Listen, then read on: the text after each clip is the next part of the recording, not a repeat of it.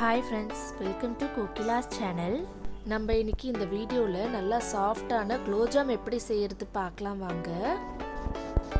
குலோப்ஜாம் செய்யறதுக்கு first of all சக்கரை தண்ணியை ரெடி பண்ணிக்கலாம். அதுக்கு ஒரு பாத்திரத்தை எடுத்து 2 கப் தண்ணி ஊற்றிக்கலாம்.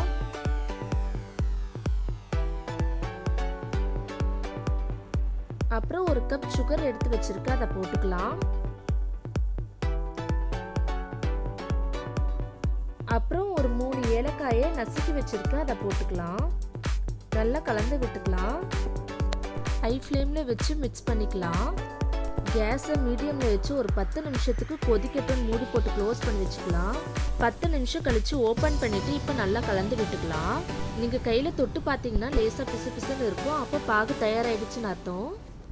இந்த ஸ்டேஜில் கேஸ் ஆஃப் பண்ணிவிட்டு இது ஒரு பக்கம் இருக்கட்டும்.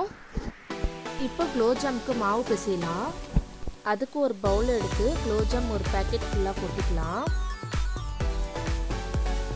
அப்புறம் 1 ஸ்பூன் பேக்கிங் பவுடர் போட்டுக்கலாம். 1/4 ஸ்பூன் பேக்கிங் சோடா போட்டுக்கலாம். 1 ஸ்பூன் வெண்ணிலா எசன்ஸ் ஊற்றிக்கலாம். 1 ஸ்பூன் நெய் போட்டுக்கலாம். அப்புறம் கொஞ்சம் கொஞ்சமாக பால் ஊற்றி நல்லா மிக்ஸ் பண்ணிக்கலாம். அப்போதான் சாஃப்டாக வரும். பால் உங்ககிட்ட இல்லைன்னா தண்ணி கூட ஊற்றி நல்லா மிக்ஸ் பண்ணிக்கலாம்.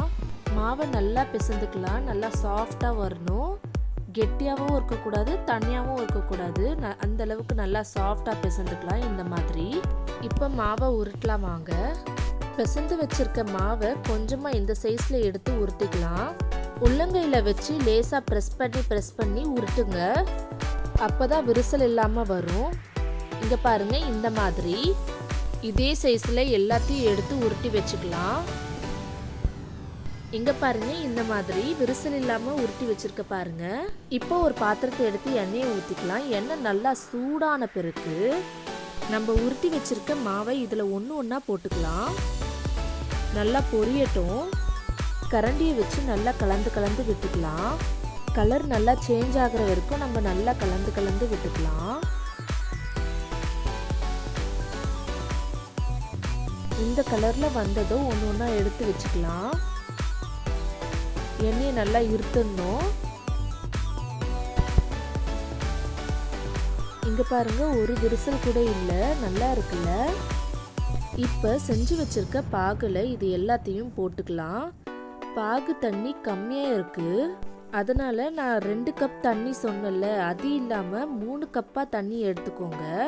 கரெக்டாக இருக்கும். மற்றபடி இனிப்பெல்லாம் கரெக்டாக இருந்துச்சு. நான் செஞ்ச பாகுலேயே ஒரு 3 மணி நேரம் ஊற வச்சதால எனக்கு இந்த அளவுக்கு சாஃப்டாக வந்துச்சு.